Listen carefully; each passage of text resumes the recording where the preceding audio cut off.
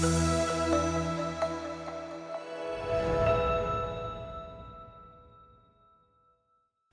everybody, welcome to Ministry Moments. And no, unfortunately, we are not hosting Ministry Moments, although it might have been cool, right?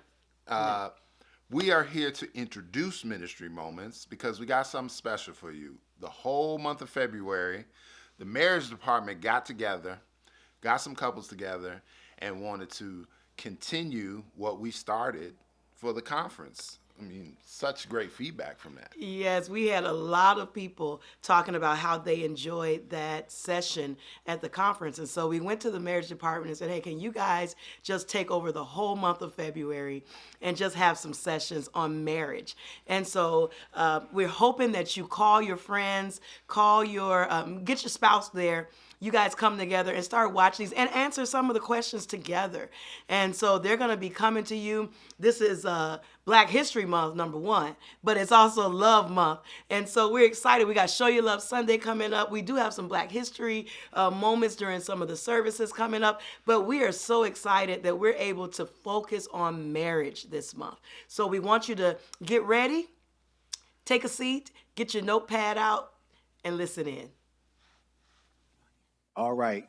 Good afternoon, everyone. Welcome to our ministry moments. We are Trendle and Fatima Vaughn of the Marriage Department.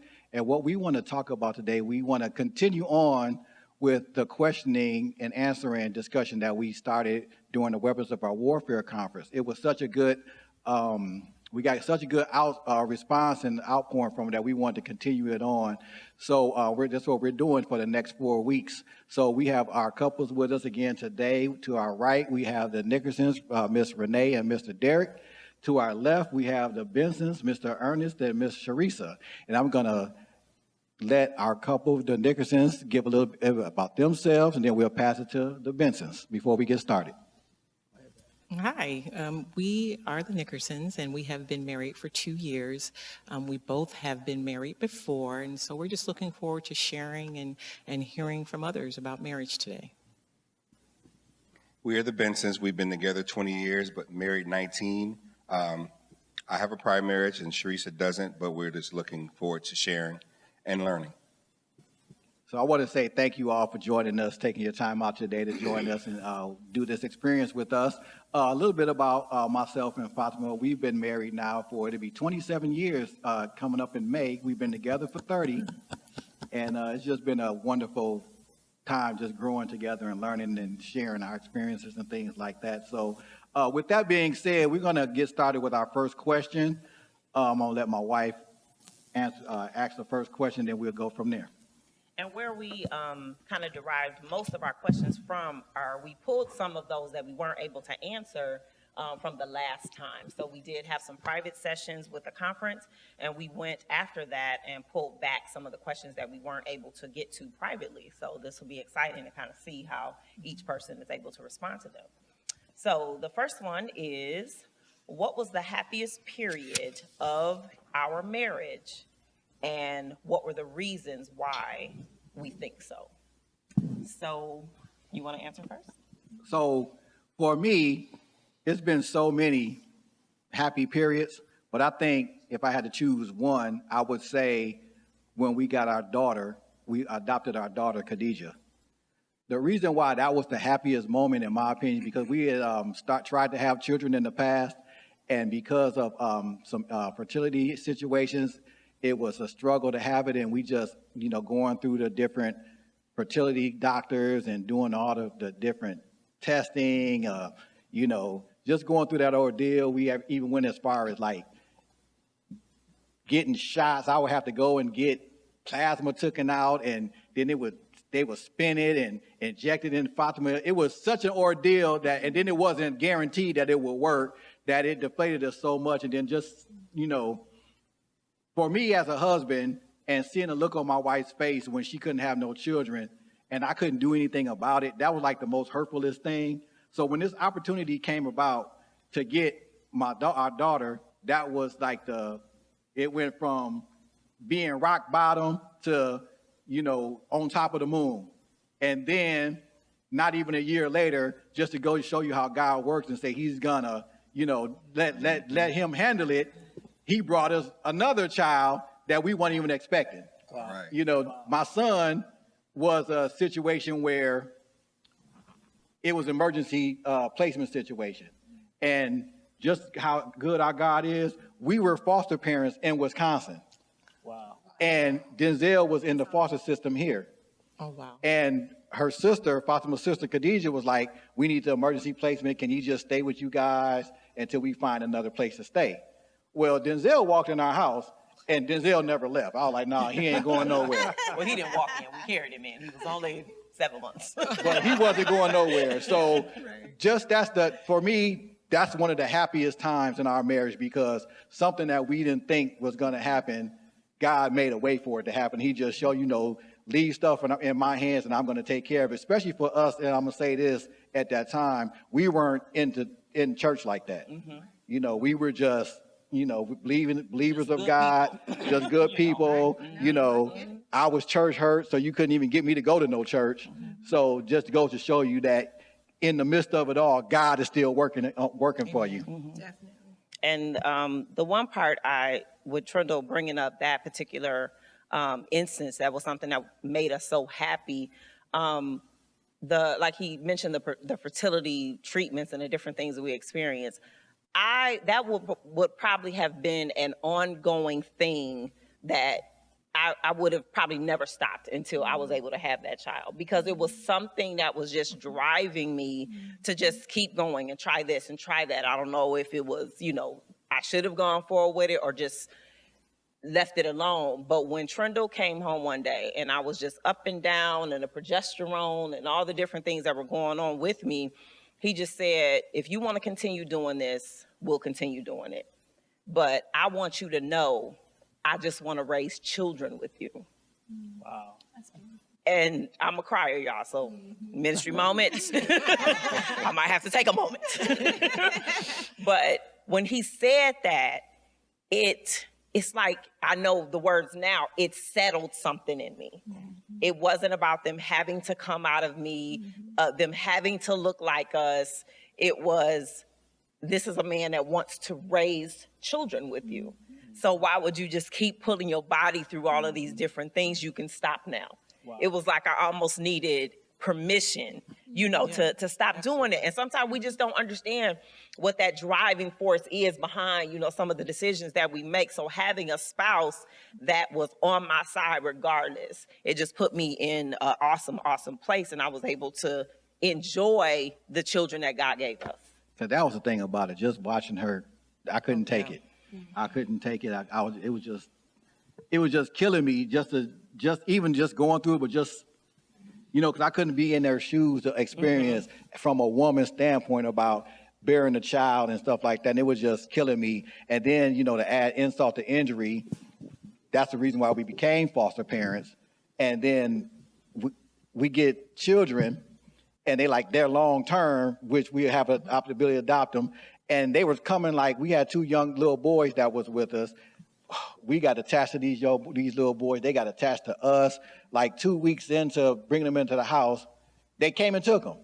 The little boys locked themselves in the room. They was clinging to our legs. And it was just the worst experience. And then it was very devastating. It was we were just totally in a bad spot. And then my cousins come running in the house with Khadijah, my other cousin, Terry, which was her biological, she wants y'all to adopt, which she already told us. She had wrote us a long letter, but it was a situation behind that, which we didn't get it when she was first born. Sure. But from there, Khadijah came and, she came in just smiling.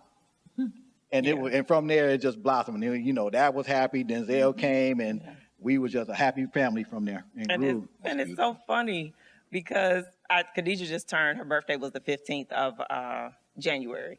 So she just turned 24. So we were just having a conversation about that. And I've been messing with her saying, I don't know who this little woman is that keeps saying she's my child. It's 24 years old. I got a 24-year-old kid. But when I told her, and she loves for me to tell her the story, she's like, every time you tell me the story about how I came, it's just it's so amazing to me. So I remember working at the hair salon. I'm a hairstylist. So I was working at the hair salon and we had a payphone. I've been doing hair for a long time. We had a payphone in the back.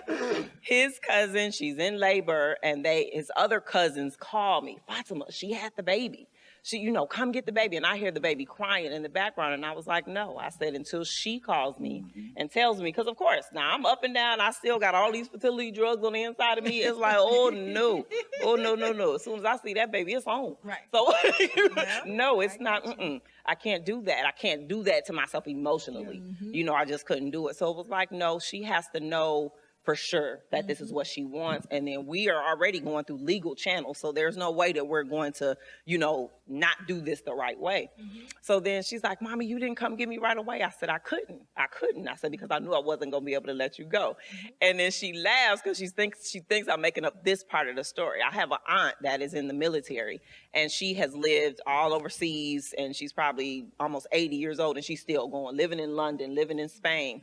I said, had I picked you up that day, and within 6 months, she said she wanted you back, me and you was going to be living in London. I said, no, I was going to be gone. If your dad packed his bags and come on with us, he could come. But I wouldn't have went at the time. It was about to be me and you. I wouldn't have went. I wasn't no going to be traveling able to let person you then. go. I So wasn't going to y'all be would've able to been let across you the go. pond. Yeah, I wasn't no traveling person. So, but I mean, I had that, again, that focus, that determination. I had that plan, like it just popped up in my head. Okay, you can live in London. They ain't going to be able to come get you. They can't afford to come over there. You know what I love about that story? When you guys tell it today, even though it was 24 years ago Yes. or so, I can feel almost what you were feeling at that time. Yeah.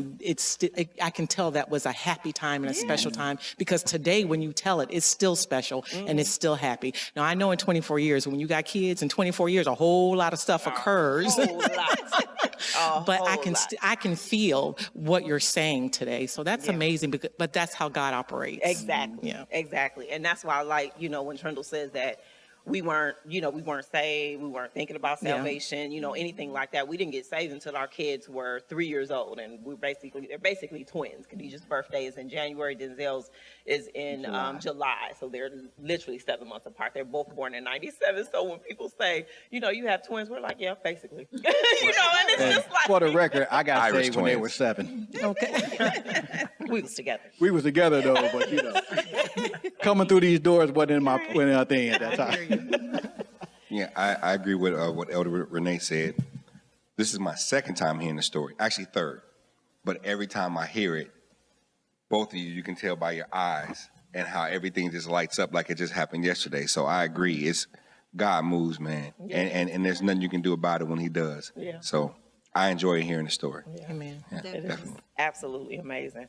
But those are, I think, some of the things that we have to remember when the hard times happen, when, when the difficult times happen, when the kind of ups and downs, because of course, you're adopting 2 children, different backgrounds, different, life experiences, and we're going to give them as much as we can. But I remember even Pastor bringing us into the office when they were probably, teenagers, and he said, well, how do you feel like they are responding? Do you see more of their nurture that you're giving them, or do you see more of their nature? And I was, we were kind of puzzled, at that question, and it took us a few minutes. And I said, well, I guess we see a little bit of both. I said, but our prayer is that throughout their lives, the Bible tells us to train up a child in the way they should go, and when they're old, they won't depart from it, that they don't have to be us, but have our nature. Absolutely. The things that he desires for your life, the things that you've watched us walk through and do, the hard things, have that. You don't have to have my eyes. You don't have to walk like me, even though everybody says she does, and says Denzel's eyes is just as big as mine, So there are things about them that people still look at us and be like, man, they just are like you. They're just like you. So we see more of their nurture showing up in their nature. Sure. And that was an interesting question. I mean, not to go off the topic, but it's still, because when Pastor asked me that, I was stunned, because it's like even when Denzel started going through all the different trouble stuff he was going through, I had such a hard time because I never seen him as not my blood children. Exactly. That's right. And so when he said that, I was like, what you talking about? This is all nurture. I don't know nothing. The nature is me. I don't know that. And even up until Denzel was like, what, 19, 20, when Fatima said it to me, I was like, that really made me think, because I was beating myself up about, okay, I raised them just the way I was parented. But then Fatima said, that their blood is, Khadijah's blood is my blood. Yeah. But Denzel's, I said, wow. That was I'm like, wow, now that puts a whole total different spin on it. I never looked at my children as being not a part of me. Absolutely. And that was something, an eye-opening experience, but it really, my mindset was like, it took me, even then after that, I still took a while to kind of grasp it. I'm like, no, where's that from? So that was probably, that whole raising them two and watching them now was one of the, probably the most happiest point in our marriage, as far as what I think. But in a sense, though, what you did, and Fatima alluded to it, you nurtured them to your nature, and that is God. Yeah, agreed. The examples that you set in front of them, not so much what you tell them, but what they see you do makes that whole difference. I agree. Because I always believe children are a product of their environment. That's right. Exactly. Yeah, so it's what they saw, what they learned, what you taught them, what you gave them. It's those things. And I think, when you think about marriage and you think about happy times, and again, we've been married 2 years, and for me, one of the things I think back to is the time in which he came into my life. Not necessarily, we weren't married yet, but the time in which he came into my life and where I was and what I needed, he brought that. And that is probably what I remember most as the happiest time of I'd just been through so much, and now I have this really happy, jovial person, funny. He really is very, very funny.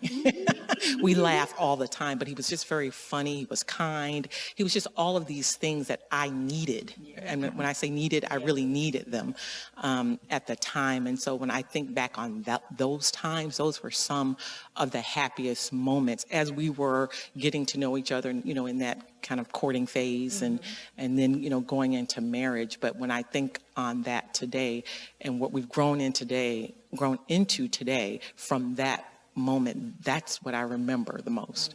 Yeah. I agree with that. So for us, I was going to be selfish in the beginning and say it was when we were courting, because that was just me.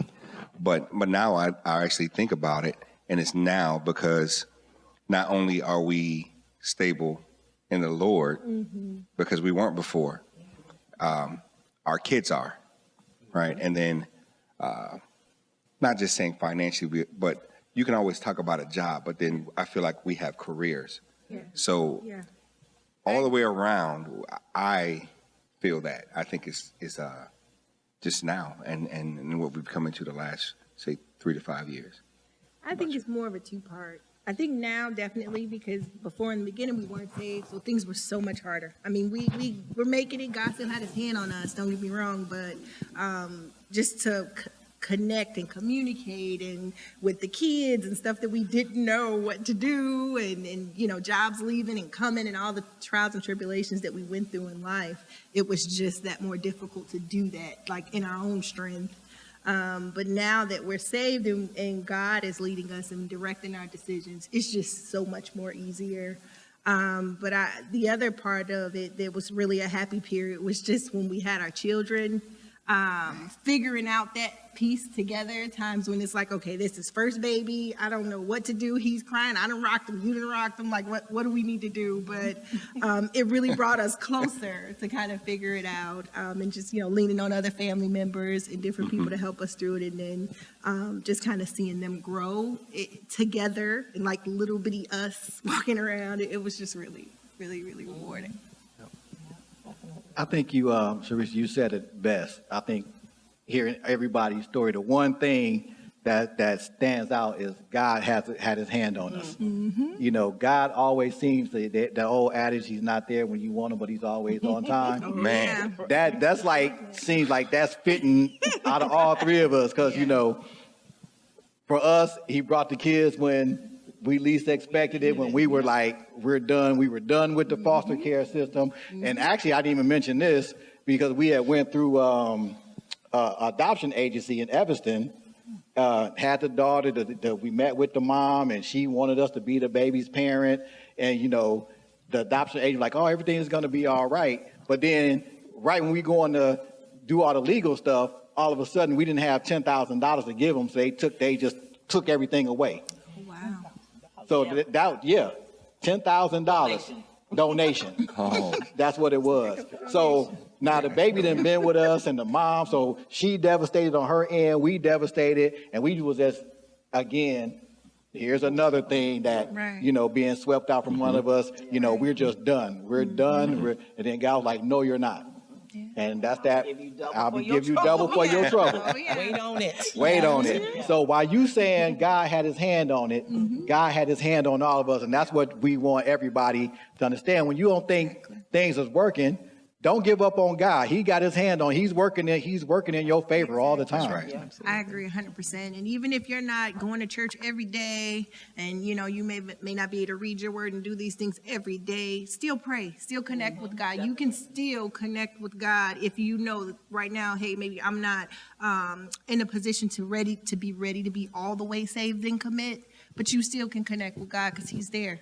Absolutely, and he always has his hand on us. That's He right. does, and every day doesn't feel good, and I think that's where people make that mistake, is if things aren't going well, or if things don't feel good, or everything isn't good and happy. God is still there. Exactly. He's still there. You have a choice how you handle every single day. Every day is a blessing. You decide.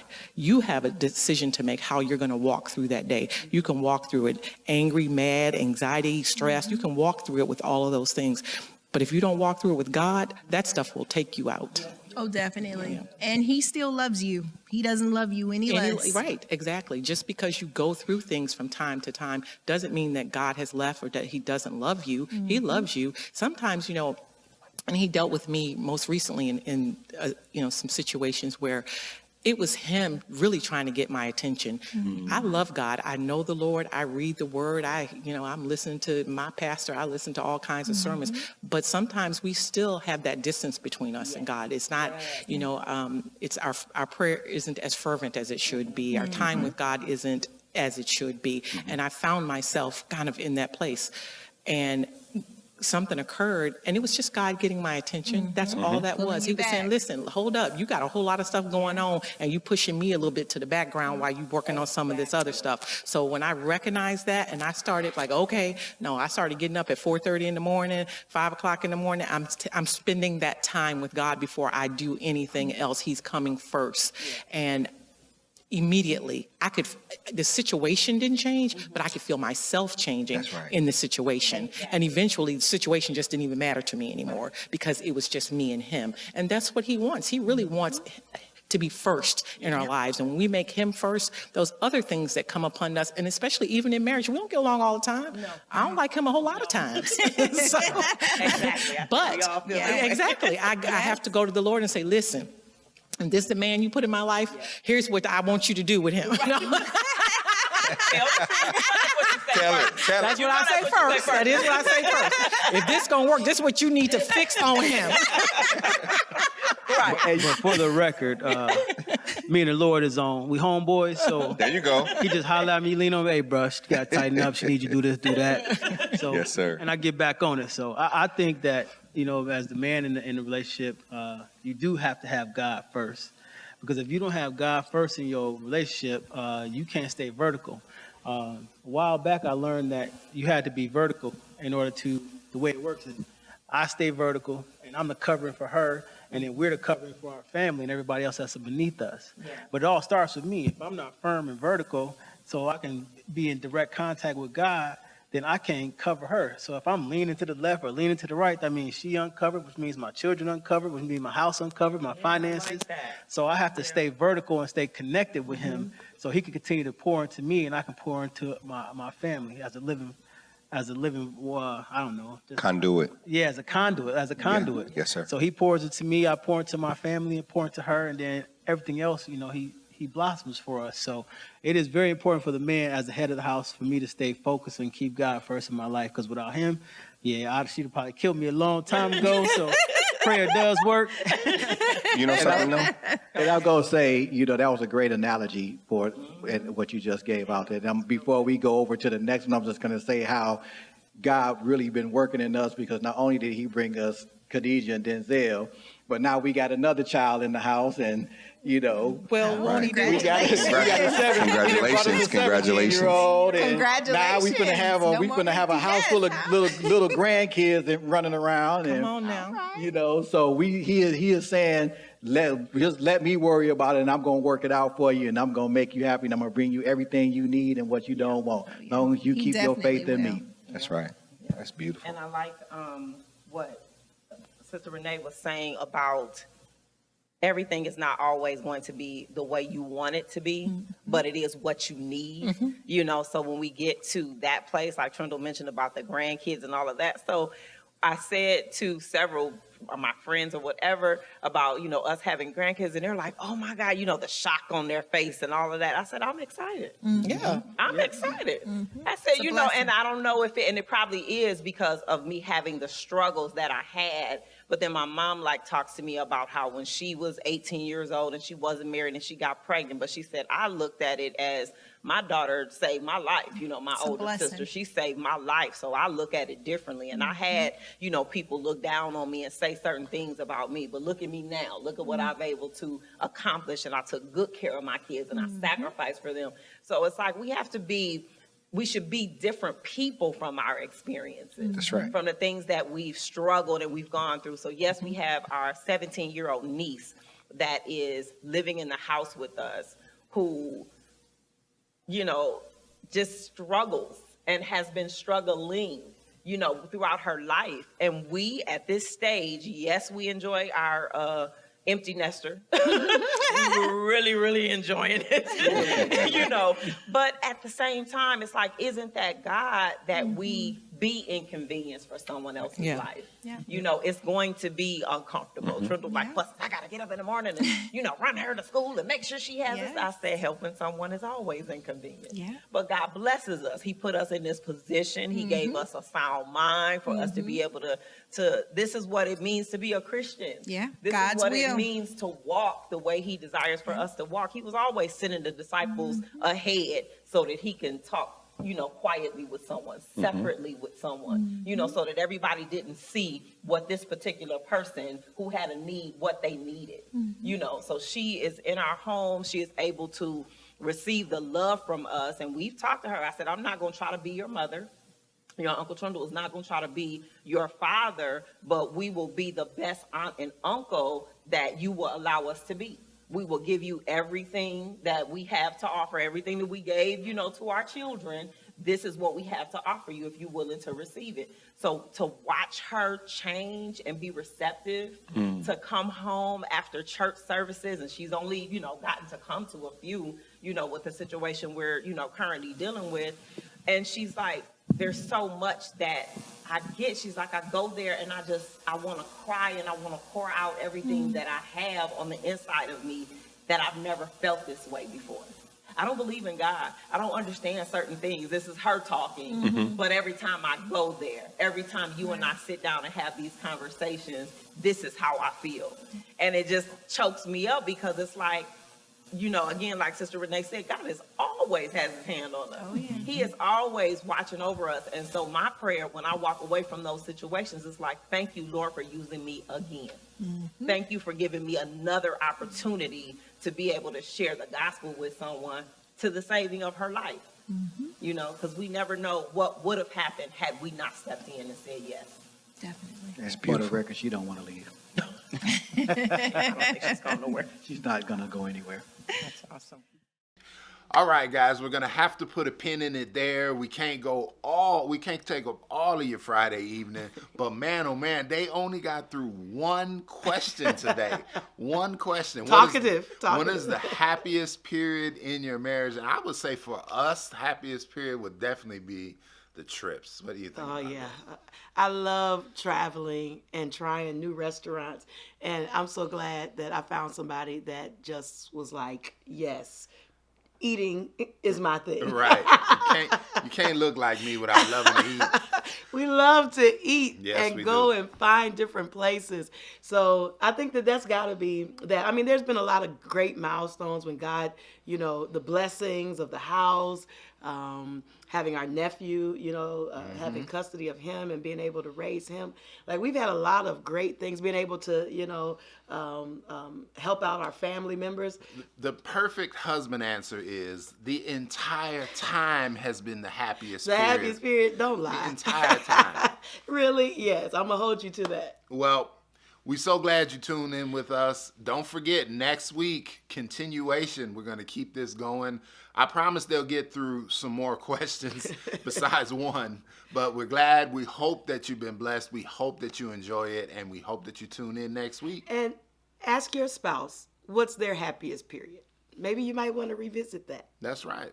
Ask them. And hopefully he or she says the entire time.